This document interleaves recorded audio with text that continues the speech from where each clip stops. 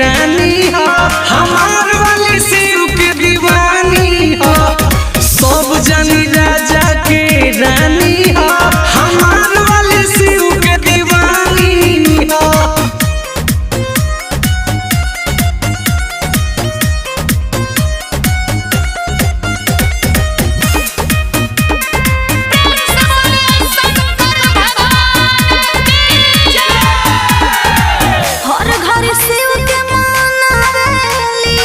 नमः शिवाय